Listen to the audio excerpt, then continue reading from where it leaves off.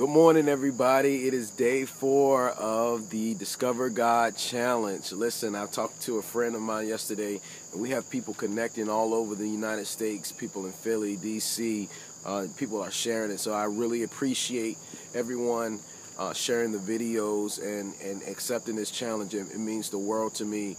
My prayer is that God will start a fire in this country so that at least that we would know the Word of God. I'm not asking you to do anything special. I'm not asking you to join a church or anything. I believe God will speak to you concerning what He wants from you, and I believe that He'll get the glory out your life if you allow Him to do that. Listen, day 4, I just want to add on the foundation. We already talked about God being a covenant God, and God expects an offering. He's a particular God.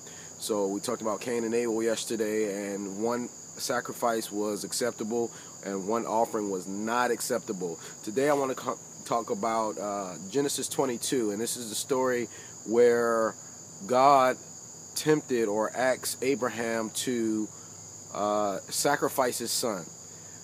He took him up to a mountain and said, sacrifice your son, give me your son. For, some people don't believe that God will ask for a particular thing, just give him whatever you want. No, this is a story that says, God is very specific in what He wants from you. He said, I want your son, give me your son. I believe before God does anything major in your life, He's going to ask you for a difficult thing. He's going to ask you for a difficult gift to say whether or not you trust Him. And Abraham did it, and he had faith. And he knew that this was the son that it took him 100 years to bear, and this would be his heir. This would be his legacy, and this would be the beginning of his seed being the greatest in the earth, the numbering of the stars and the sand on the sea. He knew that all his promise was linked to this one son. So it was a challenge for him to offer up his only son to God.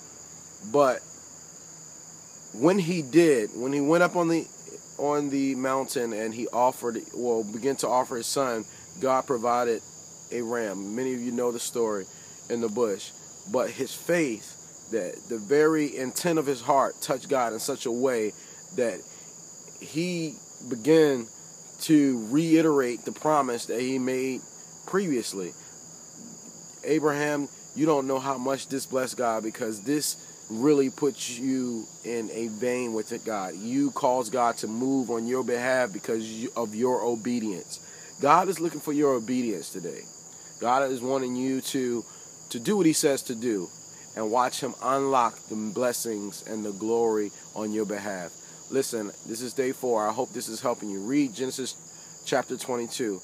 I don't want you to take my paraphrase for it because I might have missed something. God might give you something totally different, but the point is that you're reading His Word and you're allowing Him to reveal Himself to you. I hope this blesses you. Share this. Comment below and let me know, how things are working out for you. All right? God bless.